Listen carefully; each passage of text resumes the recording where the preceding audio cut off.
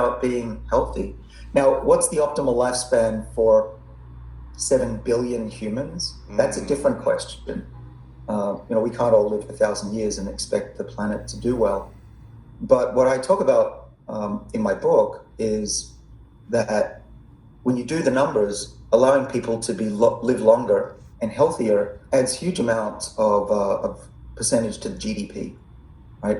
We're spending at least 17% of our GDP in the US on taking care of people who are sick. And most of that is spent in the last few years of life. And it turns out the longer that somebody lives, they actually are less costly to the healthcare system because they die quicker. And so if you draw a graph, and I tend not to draw graphs, but this is one I have to. So we used to die off as a population like this, and people would often get sick and stay alive for a lot longer in a sick state. I mean, now it's still possible to get cancer and suffer for 10 years trying to fight that disease, heart disease the same. But in a world where we can push that out and people tend to live to 100 years, we know that's possible. There are people that do this all the time.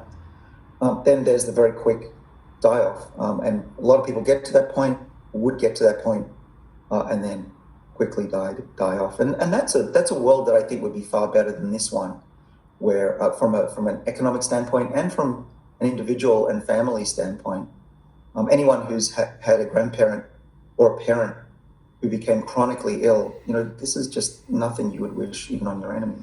When it's like 5 years, 10 years, and it keeps extending where it's just uncomfortable, suffering, pain, as opposed to what I'm hearing you say is live a great life, and then once you start to feel a little sick, die quicker, as opposed to die over 10 years of suffering.